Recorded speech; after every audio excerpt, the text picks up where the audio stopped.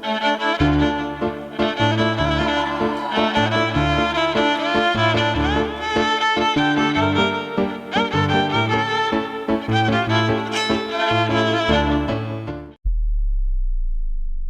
next up we have Sashi Shweta for Mona acting. Thank you. நான் இப்பொழுது ஒரு வீரத்தாயின் நடிப்பை தனி நடிப்பாக நடித்து காட்ட வந்துள்ளேன். இங்கே இதோ. பகை வெல்ல சென்றிருக்கும் கணவனது பனை வைர நெஞ்சத்தின் வீரத்தை நினைத்தவாறு பகல் முழுவதும் குடும்பத்து பணி முடித்து சற்று படுத்துறக்கம் கொள்வதற்கு செல்லும் முன்னர் பாசமுடன் மகனை கூவி அழைத்து, கண்ணா, பாலமுதம் ஏதோ பருகிட வாடா என்பேன். வரமாட்டேன் போ என்று நிலாவெள்ளி ஒளியினிலே வட்டமிட்டு விளையாட ஓடிடுவான் எதிர் வீட்டு பிள்ளையுடன். வந்துவிடும் எனக்கு கோபம். கோலொன்றை எடுத்தோங்கி, வரமாட்டேன் என்றா சொன்னாய், இதோ வந்து விட்டேன் என துரத்திடுவேன். ஆனால் அடிக்க மாட்டேன். ஆனாலும் என் தூய மகன் அஞ்சி நடுங்கி பதுங்கிடுவான். கோலுக்கே இந்த பயம் கொள்கின்ற பிள்ளாய், நீ நாளை வேலுக்கு போர் முனையில் என்ன பதில் சொல்வாய் என்பேன். இழுத்து வந்து செல்லமாய் கண்ணம் கிள்ளி பழுத்திருக்கும் கோவைக்கனியாம் அவன் இதழில் தேன் கலந்த பாலின் கிண்ணம் மெல்ல கவிழ்த்து தெம்பாக இருப்பதற்கு முழுவதையும் மருந்தென்பேன். அழகு தமிழ் மழலை செல்வன் அதனை மறுக்காமல் அச்சத்தின் காரணமாய் அனைத்தையும் பருகிடுவான். பிறை போல் இருந்த பிள்ளை முழு நிலவாக உருவெடுத்து குறையில்லா தோற்றமுடன் குன்றம் போல் வளர்ந்து விட்டான். தாலாட்ட பிள்ளை ஒன்றை தந்துவிட்டு போராட்ட களம் சென்ற என்னவரோ தமிழ் மண்ணின் பண்பாட்டிற்கேற்றவாறு தடமார்பில் வேல் தாங்கி நடுக்கல்லாய் நின்று விட்டார். நானும் கல்லாக மனதையாக்கி கொண்டு வானதிர புவி வாழ்த்துகின்ற மானத்தை ஊனமின்றி உறுதி பூண்டு உயர் வீர குடிமகனாய் பிள்ளைதனை வளர்த்தேன். கட்டி அணைத்து கழித்த என் கணவனது நெஞ்சகத்தை வெட்டி பிளந்து வீழ்த்தி விட்ட பகைப்புழத்தை எட்டி உதைத்து துரத்தி ஏற்றிடுக வெற்றி கொடி என்றும், நம் எதிரிகளின் கோட்டையிலே நம் முரசு முழங்கட்டும் என்றும் உச்சி மூந்து திலகமிட்டு குடுமிதனை கோதிவிட்டு சென்று வா மகனே என அனுப்பி வைத்தேன். அவனோ கொடுவாளால் களிறுகளை கொன்று போட்டு குன்றங்களை பந்தாடுதல் போல் அவற்றை உருட்டி படுகளத்தில் வினை முடிக்கின்றான் என்றும், நெடுமரம் போல் பகைப்புலம் வீழ்கிறதென்றும் அடுக்கடுக்காய் தித்திப்பு செய்திகள் வந்திடவே அடக்கொன்னா ஆவலுடன் அதுக்கான களம் புகுந்தேன். ஐயத்திற்கு இடமே இல்லை. வெற்றி நமக்குத்தான். ஆனால் ஒன்று, அங்கே என் மகனைத்தான் காணவில்லை. குருதி மனம் கமலுகின்ற போர்க்களத்தில் குமுத மலர் மொட்டுகளாய் முளைக்கும் தலைகள், வீழ்ந்துள்ள வீரர்த்தம் உடல்களோ கவிழ்ந்து விட்ட படகுகளாம், வெட்டுண்ட கை கால்கள் வேலையின்றி மிதக்கின்ற துடுப்புகளாம், சூழ்ந்துள்ள பிணக்குவியல் நடுவில் சென்றேன், ஆழ்ந்துள்ளேன் கவலையினால்.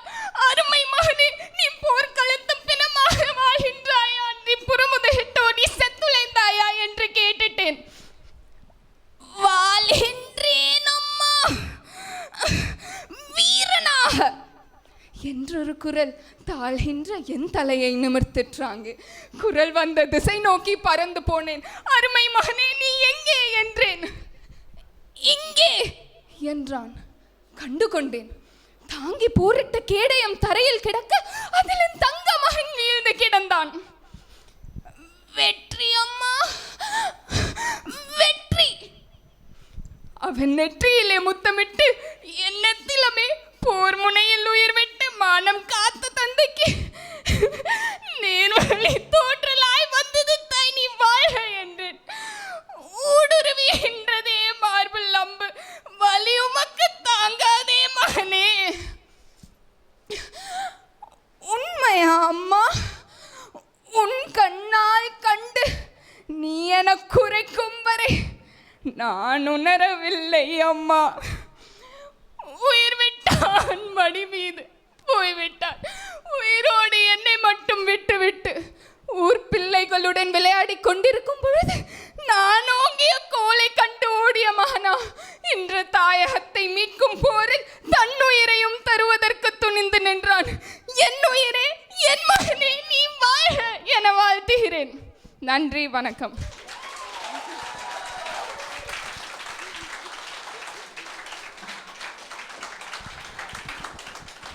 It was an amazing performance. Mono act ஒரே ஒரு ஆக்ட் மட்டும் தான் எங்களுக்கு ரெஜிஸ்டர் ஆயிருந்துச்சு. பட் ஒரு 4 பர்ஃபார்மன்ஸ்க்கு சேர்த்து செஞ்சிட்டீங்க. Thank you so much. Next up we have a Tamil reader Anita. அதாவது ஒரு வருஷத்துலேயே 52 வாரம் தான் இருக்குது. ஆனால் போன வருஷம் இவங்க படித்த புக்கோட எண்ணிக்கை வந்து 111. எப்படின்னு தான் புரியல. வணக்கம் சென்னை மக்களே, நான் அனிதா பொன்ராஜ். இங்கே ஃபஸ்ட்டு இந்த ஈவெண்ட் கேள்விப்பட்டோன்னே ஒரு கவிதை தான் வாசித்து போகணும் அப்படின்னு பிளானில் தான் வந்திருந்தேன். இப்போவும் குட்டி குட்டியாக கொஞ்சம் ஹைக்கு வாசிக்க போகிறேன். பட் அதுக்கு முன்னாடி ஒரு குட்டி ஸ்டோரி, என்னோடய கவிதை பயணத்தில் நடந்த ஒரு சுவாரஸ்யமான விஷயம். ஒரு +1 படிக்கும்போது ஒரு state level on the spot கவிதை காம்படிஷனுக்கு செலக்ட் ஆகிருந்தேன். அப்போது வந்து யூஸ்வலாக காம்படிஷன் எல்லாம் போயிட்டு ப்ரைஸ் வாங்கணும் அந்த மாதிரி மைண்ட் செட்லலாம் என்றைக்கு போனதில்லை. ஜஸ்ட் போய் பார்ட்டிசிபேட் பண்ணுவோம், நம்மளுக்கு ப்ரைஸ் வாங்குறதுக்கு டேலண்ட் இருந்தால் வாங்குவோம், இல்லைனா ஓகே ஃபைன் அப்படிங்கிற மைண்ட் செட்டில் தான் கிளம்புனேன். பட் அப்பா வந்து literally my source of inspiration and பாசிட்டிவிட்டினா அப்பா தான். அப்பா வந்து வெற்றி உனக்கு தாம்மா, நீ தான் ஃபஸ்ட் ப்ரைஸ் வாங்க போகிற அப்படின்லாம் சொல்லி விஷ் பண்ணி அனுப்பிட்டு இருந்தாங்க. அம்மா அப்படிலாம் சொல்லலை. பார்த்தாங்க, இந்த பேக் இருக்குது, 2 ட்ரெஸ் இருக்குது, ஒன்று கவிதை எழுதும்போது போட்டுக்க, இன்னொன்று ப்ரைஸ் வாங்கும்போது போட்டுக்க அப்படின்னாங்க. நான் அப்படி முழித்தேன், என்னடா நம்மளே சும்மா பார்ட்டிசிபேட் பண்ணி போயிட்டு வரலாம் அப்படிங்கிற ஒரு தாட்டில் கிளம்பியிருக்கோம். இவங்க என்னடானா இவ்வளோ ஒரு நம்பிக்கை நம்ம மேலே வச்சுருக்காங்களே அப்படின்னு சொல்லிட்டு தோணுச்சு. சரி ஓகேம்மா பார்க்கலாம் அப்படின்னு சொல்லிட்டு கிளம்பி போயிட்டு நெக்ஸ்ட் டே கவிதை எழுதி ஸ்டேட் 2nd ப்ரைஸ் அம்மா கொடுத்த ட்ரெஸ்ஸில் தான் ப்ரைஸ் வாங்கினேன். அண்ட் இந்த இன்சிடெண்ட்டை நான் எதுக்கு சொல்லணும்னு நினச்சேன்னா, தட்ஸ் டோட்டலி என்னோடய லைஃப்பில் என்னோடய பேரண்ட்ஸோட இன்வால்மெண்ட் அது பார்ட் வந்து அது அப்படின்னு நான் நினைக்கிறேன். அதாவது இந்த விஷயம்னுட்டு இல்லை, எல்லா விஷயத்துலையுமே அப்பா வந்து ஜென்ரலாக சரிம்மா பார்த்துக்கலாம் அப்படின்னு சொல்லுவாங்க. அந்த ஒரு சப்போர்ட் இருக்கும்போதும் அம்மா வந்து நீ அதெல்லாம் பண்ணி இப்போ பார்த்துக்கலாம் அப்படின்னு சொல்கிற அந்த ஒரு நம்பிக்கை இருக்கும்போதும் நம்ம வந்து லைஃப்பில் எந்த விஷயமும் சாதிக்கலாம் அப்படிங்கிற ஒரு தன்னம்பிக்கை கண்டிப்பாக நம்மளுக்குமே வரும்.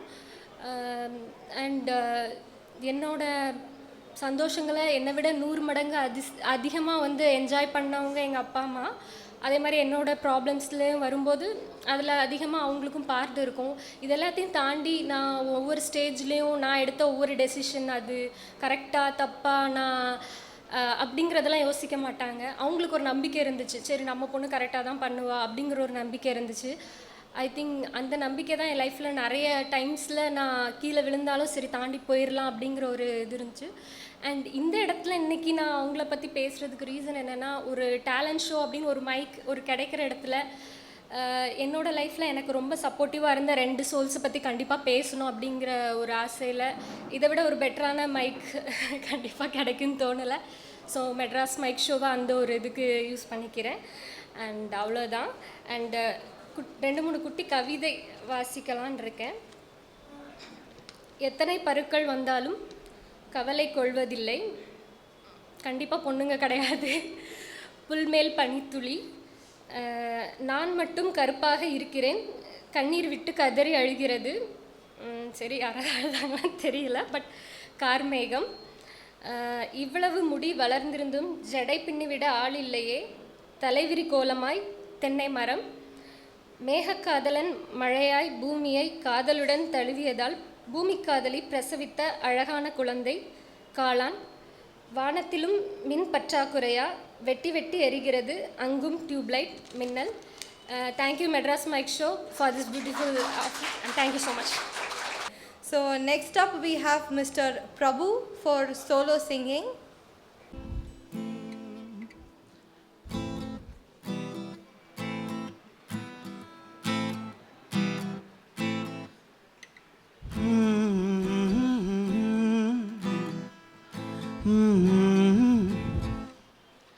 காற்றில் வீசும் உன் வாசம், காய்ச்சல் வந்ததேனோ, வானம் எங்கெங்கும் ஈரம் சாரல் வந்ததேனோ நீ என் நெஞ்சில் பெய்யும் மழை போல மாயமோ நான் மிதக்கிறேன் பறக்கிறேன் சிரிக்கிறேன் அன்பே காற்றில் வீசும் உன் வாசம் காய்ச்சல் வந்ததேனோ வானம் எங்கெங்கும் ஈரம் சாரல் வந்ததேனோ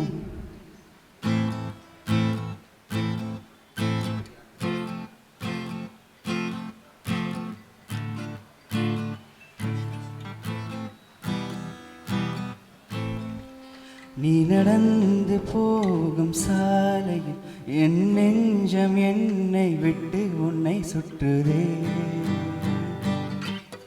நீ பேசும் அழகு கேட்கையில் எண்ணி பேசும் அழலையின் அழகும் தோற்று போனதே எங்கேயும் நீயடி போகுதே உயிரடி வாழ்கிறேன் சாகிறேன் இதென்ன மாயமோ காற்றில் வீசும் உன் வாசம் காய்ச்சல் வந்ததேனோ வானம் எங்கெங்கும் ஈரம் சாரல் வந்ததேனோ நீ என் நெஞ்சில் பெய்யும் மழை போல மாயமோ நான் மிதக்கிறேன் பறக்கிறேன் சிரிக்கிறேன் அன்பே. Thank you. So next up we have Vigneshwaran. So, a few poems pertaining to the beginning and end of love story. Love life of a typical 90s kid. 90s kidனா எப்படின்னா இந்த ஸ்கூல் படிக்கும் போது பேசினாலோ இல்லை தப்பு பண்ணிட்டாலோ பொண்ணு பக்கத்தில் உட்கார வச்சுருந்த பனிஷ்மெண்ட்னு நினச்சின்னு வளர்ந்த ஒரு டுபாக்கூருன்னு வச்சுக்கலாம். ஓகே. ஸோ அப்படி இருக்க பையனுக்கு பொண்ணுங்கிட்ட பேசவே வராது. ஸோ க்ரஷ்ன்னு சொன்னால் சொல்லவே வேணாம், கொஞ்சம் படபடப்பாகவே இருப்பாப்புல. ஸோ அப்போ இருக்கும் போது ஒரு தருணத்தில் அவனோட first touch. She took my hand, said follow my lead. I took no time, said yes indeed. The rush like an answer to my long-standing beat. I felt my heart so fast it beat. The feel sublime, so high like weed. I crave some more, no end to my greed. Your mind, your heart is all I ought to read. Your smile, your laugh is all that I may need. நீ மட்டும் போதும் என கத்தி சொல்ல துடிக்கும் மனம், துடிக்கும் துடிப்பு உதடின் ஓரம் வரை திகழ சொல்ல வார்த்தைகள் மட்டும் வெளிவர மறுக்கின்றனவே. சந்தேகம் கொண்டேன், இது மகிழ்ச்சி கொண்ட மனதின் துடிப்பா அல்ல அச்சம் கொண்டதின் நடுக்கமா. கைப்பிடிச்ச க்ரஷ்ஷு காதலியாகவே ஆயிட்டா. காதலிலே விழுந்து கனவுலே வாழ்ந்திருந்த அந்த தருணத்தில் கண் விழித்திருந்தும் கவனமில்லை, கண்மூடி பார்த்தும் நெஞ்சில் திடமில்லை. காற்றினில் மிதக்கும் காகிதம் போல உன் கூக்குரலின் இன்னிசையில்தான் என் எண்ணங்களும் மிதந்தனவே. மின்னல்கள் மின்னின பின்பு இடிகளும் தான் முழந்தனவே. மிஞ்சி இருந்த என் மனதினை தான் உன் கருவிழிகள் இரண்டும் ஈர்த்தனவே. இசைப்பாடும் குயில் கூட உந்தன் குரல் முன்பு இணையின்றி தோற்றிடுமே. ஈரேழு உலகத்திலும் உன்னை மிஞ்ச ஆளில்லை, ஈடில்லா உன் அழகை பாட வார்த்தைகள் தான் போதவில்லை. காலமெல்லாம் காத்தருள கடலென்ன என் அன்னை இருக்க, பாய்மரத்து கப்பல் செல்ல அரவணைக்கும் காற்றைப் போல கரை சேர கொஞ்சம் உந்தன் காதல் மற்றும் போதுமடி. என்னதான் காதல் கனவுன்னு சுற்றிட்டு இருந்தாலும் மனசுக்கு அன்பு போதும், வயிற்றுக்கு அரிசி தேவையாச்சு. அடுத்த கட்டத்துக்கு போயிட்டு வேலை இல்லைன்னு போகும்போது நம்மால் கொஞ்சம் வேலைனால வெளியே நிறைய இருக்க மாதிரி ஆயிடுச்சு, கொஞ்சம் இங்கே நாள் கொஞ்சம் அங்கே நாள் மாதிரி. ஸோ அப்போ பிரிவு ஏற்பட ஆரம்பிச்சிது. அந்த பிரிவு அப்பப்போ வர பிரிவை ஏற்றுக்க முடியாமல் அந்த பொண்ணு ஒரேடியாக பிரிஞ்சிடலான்னு முடிவு எடுத்துடுறா முட்டாள்தனமாக. ஸோ அப்போ நம்மால் கொஞ்சம் ஃபீல் பண்ணி சொல்கிறாப்புல. We were in love, so deep in love. The bliss I felt, I thought the sun has rose and never to set. It was smooth and calm, so serene and divine, but it didn't last so long. But guess what? I was not surprised. I wonder, was it just me or it was really a words that made no sense but just turned things to be worse? She cried, she fought. She said she can't think of half her life with me far off. So she said it's better off if we could end things and walk it off. Hey girl, my heart, my love, sweetheart, if half of it could hurt you, you say, how could you take it all if you do it by your way? She said, She loved me when I was dozing at ease. She missed me when I can't see her for a week. Said she can't live on without me. She missed me more when I sailed out to sea. She loved me for the man I am to be. I hate the man I've become now that she is gone for eternity. She left me swaying with a broken heart. She left me saying with a tint of tart. Life goes on no matter what, but it ain't true if you got a broken heart. என் மனதில் ஈரமாய் இருந்த அவள் என் கண்வழியே கண்ணீராய் விடை பெற்றாள். கண்ணோரம் வடிந்ததின் வடுவோடும் மனதோடு நிலைத்த வழியோடும் காத்திருந்தேன் நானும் மீண்டும் வருவாள் என்று. நாட்கள் மாதங்களாய் மாறின, மாதங்கள் வருடங்களாய் மாறின. புது உருவோடு புத்தாண்டு கொண்டாடிய அவளும் மாறினாள். பொய் புன்னகையிடும் நான் மட்டுமே மாறாத ஒன்று. வழி மறையாமல் வழி தெரியாமல் துணையின்றி திசையின்றி தவிக்கும் இத்தருணம் என்னை மறந்த அவளின் குற்றமா இல்லை அவளை மறக்காத என் மனதின் குற்றமா?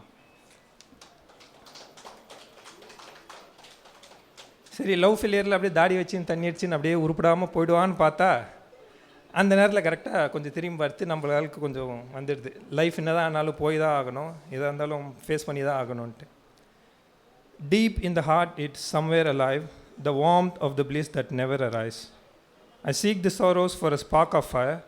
There's not a sign of relish, I despair. The hope I had tends to be of dire.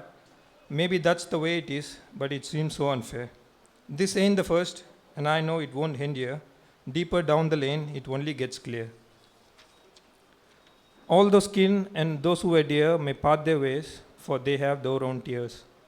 There to hear and ear to wear, the journey never ends like I'm strapped to a mare. No matter the path I either fear or dare, life goes on like it's not mine to spare. என்னதான் வாழ்க்கையில் முன்னுக்கு போனாலும் போன அளவு திரும்பி வராதே, இனிமேலும் வருமானு ஒரு சந்தேகத்தில் இருந்தப்ப அவன் வாழ்க்கையை திரும்பி பார்க்கும்போது அவனுக்கு திருப்பி ஹோப்ஸ் வருது. Okay was my life, no glitter no gold, but was a sweet one with a lot of hope. I met her then and fell in love, so mad and deep the world didn't move. It was like the sun has rose and never to set, only to later realize that I misinterpreted. She turned her back and left me too long. I stood in the dark with nowhere to be gone. Now, with a lot of pain to brace and time to waste, I look back at those days and at least now it rays. No matter how long the sun will soar, it has to set, but it will rise once more. Thank you.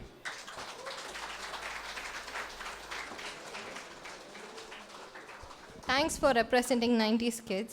So up next we have the lyricless melodies Sendamul Cholan and Surya Kamalakannan.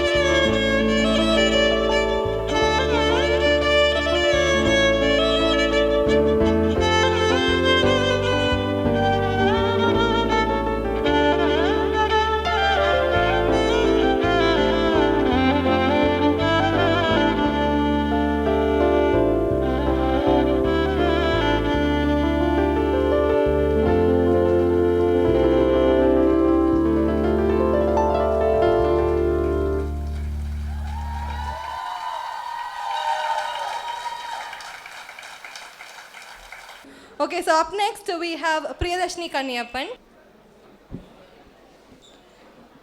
Hi I'm Priyadarshini.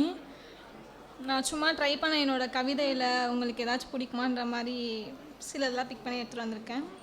First எனக்கு என்னோடய family பற்றி first one family, அப்புறம் என்னோடய childhood memories பற்றி.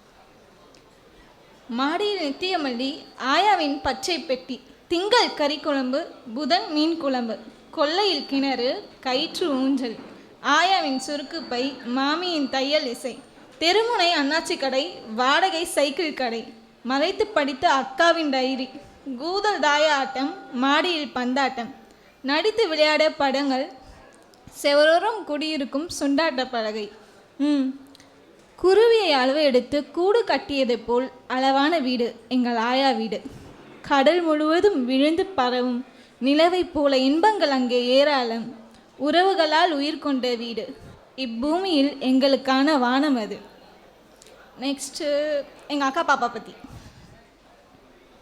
வீட்டுக்குள் நடக்கும் வான வேடிக்கை அவள், எங்கள் புத்தகத்தில் பூத்த முதல் ஹைக்கு அவள்.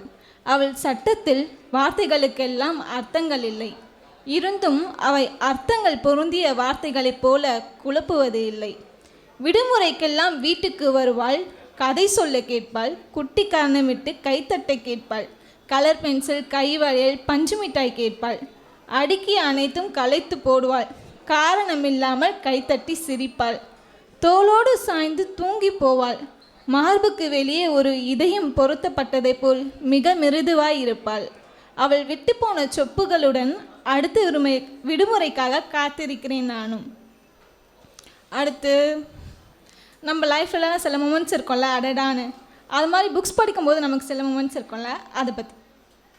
புத்தகத்தில் பிடித்த இடத்தில் படித்த வரையில் கண்ணோடி தியானிக்கும் நொடிகள், அன்பின் உச்சத்தில் இட்ட முத்தத்தின் ஈரத்தில் வாழும் நொடிகள், பிடித்த புத்தகம் 1000 முத்தங்கள். அடுத்து நம்ம எல்லாருக்கும் ஒரு க்ரஷ் இருக்கும்ல, ஸோ அந்த க்ரஷுக்காக இது. நான் படித்து குறித்து மடித்து வைத்த பக்கம்தான் நீ, மீண்டும் வாசிப்பது உறுதியல்ல, இருந்தும் முதல் வாசிப்பு எளிதில் மறப்பதல்ல. அடுத்து ஃபஸ்ட்டு கிஸ்ஸை பற்றி. கொஞ்சம் அஞ்சி மெல்ல தயங்கி நீ கொடுத்த முதல் முத்தம், குழந்தையின் எழுத்துப்பிழை, ரசிக்க வல்லது அந்த முதல் தயக்கம். நெக்ஸ்ட்டு லவ் தான். உரையாடி முடித்ததும் மீதம் இருக்கும் காதலை கொட்டி தீர்க்கும் முத்தம், பின்னிருந்து என்னை அணவி உன் பக்கம் மெல்ல வளைத்து கழுத்தோரம் முகம் புதைத்து என்னை கவ்வி செல்லும் அழுத்தம், தினசிறை ஒரு முறை வேண்டும், கடந்தோடும் நாட்களை வாழ்வாக்க இதுவே போதும் போதும், கட்டி அணைக்க ஒரு இரவு இருக்கையில் பகல் எப்படியேனும் போகட்டும். தேங்க்யூ. ரொம்ப சைலண்ட்டாக வந்து நிறைய அழகான விஷயத்த அப்படியே கோர்த்து சொல்லிட்டு போயிட்டீங்க. ரைட் ஃப்ரம் குழந்தைய ஹைக்கூன்னு கூப்பிட்டதுலேருந்து கடைசியில் வந்து ஒரு பொண்ணோட expectation, how a guy has to express his love. It was very beautiful. Thank you.